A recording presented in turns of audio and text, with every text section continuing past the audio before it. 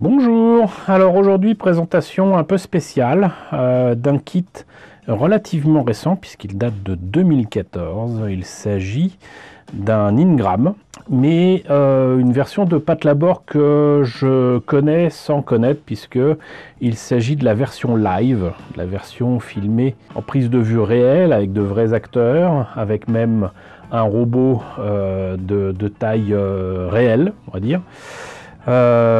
Et donc Patlabor qui s'appelle du coup The Next Generation, et je vous avoue que je n'ai pas vu un seul épisode de cette série puisqu'il me semble que ça a débuté en série télé.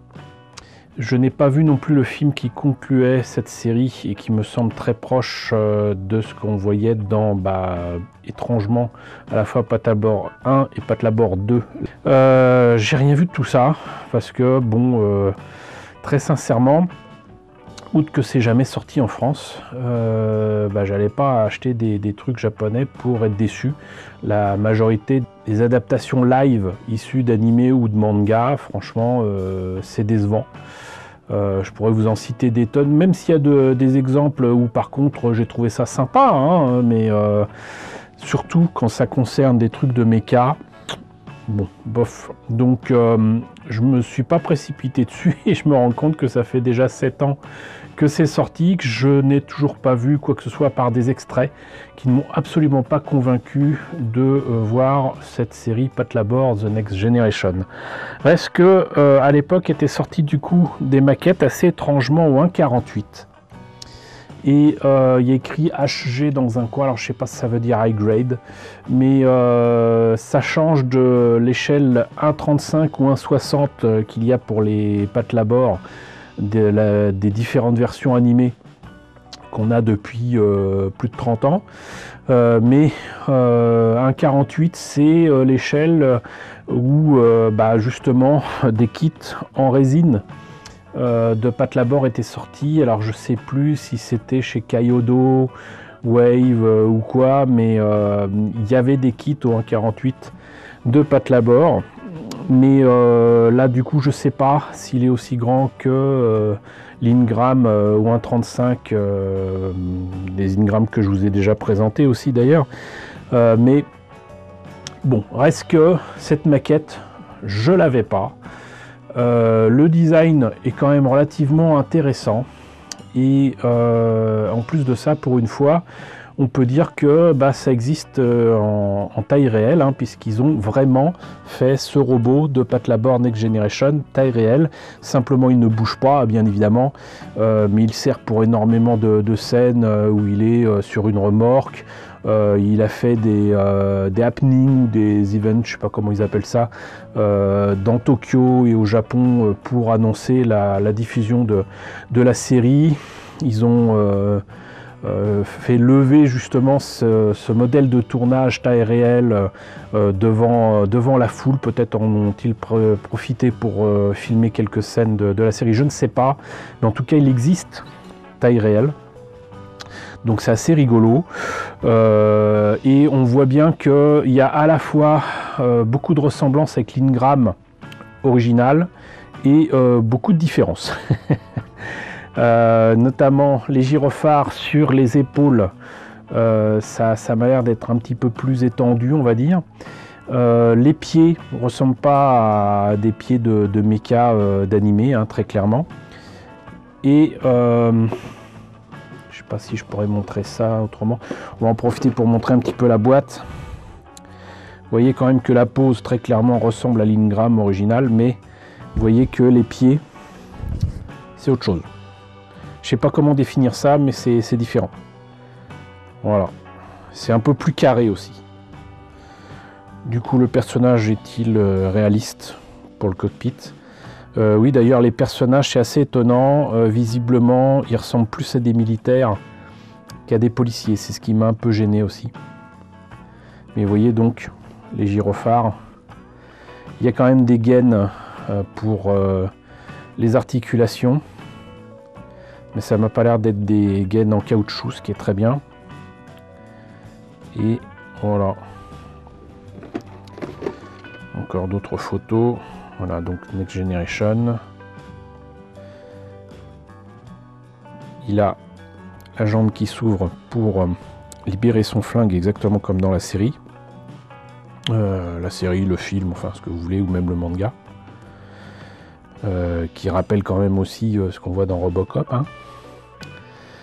Et c'était visiblement vendu à l'époque, en 2014, 3000 yens, ce qui nous fait un peu moins de 30 €.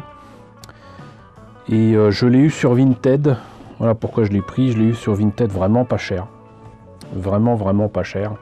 En fait, je pense que je l'ai payé moins cher que le prix japonais. Logiquement. Donc, je pouvais pas passer à côté de ça. C'est un kit que j'ai pas encore une fois, donc ça reste intéressant à découvrir. Et pour l'avoir vu monté et peint par l'ami Zenkuro de Hobby Forever, coucou Lionel, je sais que c'est un très beau kit. Donc j'ai hâte de l'ouvrir et de découvrir avec vous ce qu'il y a à l'intérieur de cette boîte. Alors, très belle illustration au passage, hein, c'est vrai que j'en ai pas parlé, mais heureusement, c'est pas une photo du tournage de la série, et je trouve que ça rend vraiment très très bien. D'autant que, sincèrement, parmi les choses qui m'ont pas convaincu dans la production de cette série live, c'est les images de synthèse qui servent à animer ce mecha. Les effets spéciaux dans la série, je les trouvais pas terribles. La façon dont c'était tourné, je trouvais ça pas terrible. Donc 7 ingrammes, 1,48. Visiblement, il n'y a pas beaucoup de grappes et de pièces en présence. On commence apparemment par le cockpit et donc le torse, qui est le cockpit est dans le torse, mais juste sous la tête. Bon sang, j'ai l'impression qu'il y a des autocollants à utiliser. Ça me rassure pas des masses. La tête, donc, et du coup, il n'y en a qu'une. Alors que pour les modèles ou 1/60e de la fin des années 80, il y avait souvent au moins le choix entre l'Ingram 1 et l'Ingram 2. Peut-être là, il n'y a pas de différence. Les bras, avec du coup les gaines. Alors ça, c'est un système de gaines de Bandai que j'ai déjà vu pour des kits de Thunderbolt. Je crois que c'était pour le Full Armor Gundam Thunderbolt. Ça a l'air pas mal. Pof, pof, pof. Oui, enfin, pas mal. C'est vrai que je ne me rappelais plus, mais j'avais commencé à monter le Thunderbolt et j'ai foutu en l'air une de ces gaines, donc faut faire gaffe.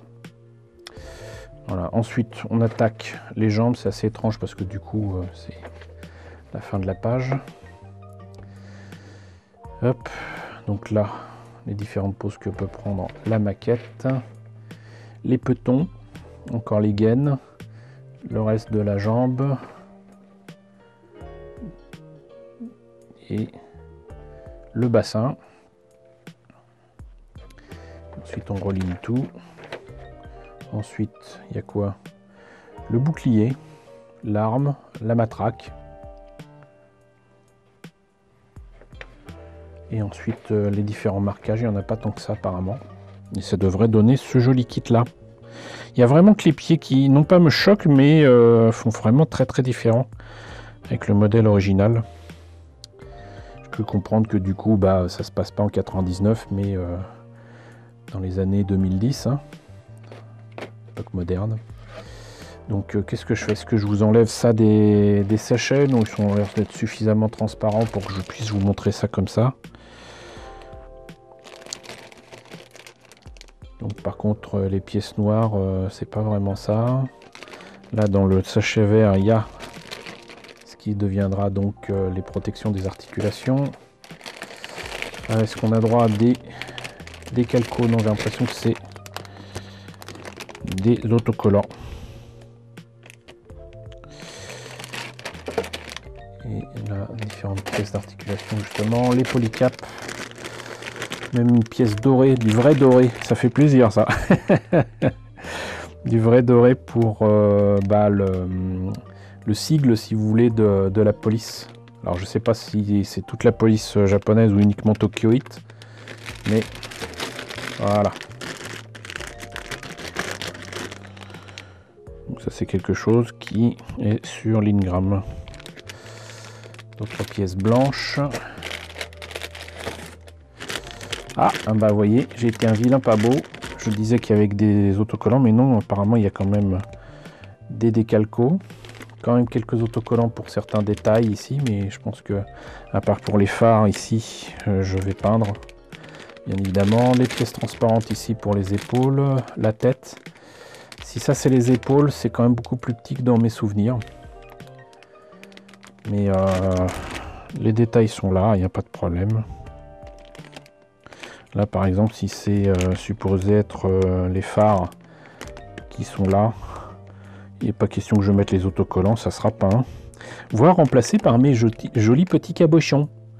Voilà, ça sera pas facile, mais je peux très bien passer une pointe à graver et ensuite creuser pour enlever ces détails là et mettre des cabochons à la place.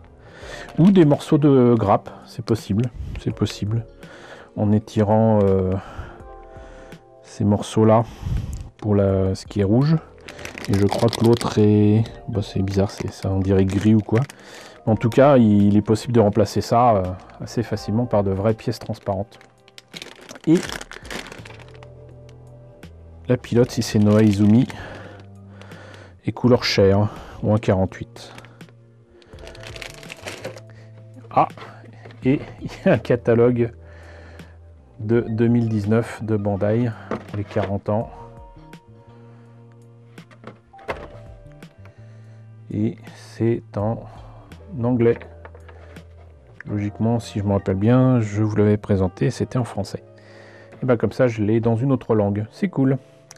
Bon, bah écoutez, voilà pour ce kit que je pensais pas trouver un jour sur Vinted. En tout cas, pas à petit prix. Donc, c'est cool, je l'ai. Ça va rejoindre mes maquettes de Patlabor. J'espère en tous les cas que cette présentation, si vous posiez la question concernant ce Next Generation Patlabor, l'Ingram de la version en prise de vue réelle de Patlabor, bah, si vous vouliez savoir ce que ça donne, bah, vous le savez. N'hésitez pas à me dire ce que vous en pensez dans la section commentaires. N'hésitez pas à me dire si vous avez vu la série ou les films, c'est possible. N'hésitez pas à liker, c'est très important. N'hésitez pas à partager, n'hésitez pas à vous abonner si ce n'est pas déjà le cas. Coucou aux nombreux abonnés qui nous ont rejoints ces derniers temps. Bienvenue ici. Coucou aux grands anciens qui me suivent depuis bientôt 6 ans. Merci à tous de votre fidélité, merci à tous de votre soutien sur Tipeee et sur Paypal. Surtout prenez soin de vous. Je vous laisse avec la liste des contributeurs de la chaîne et je vous dis à très bientôt, je l'espère, pour la présentation de nouveaux kits Patlabor.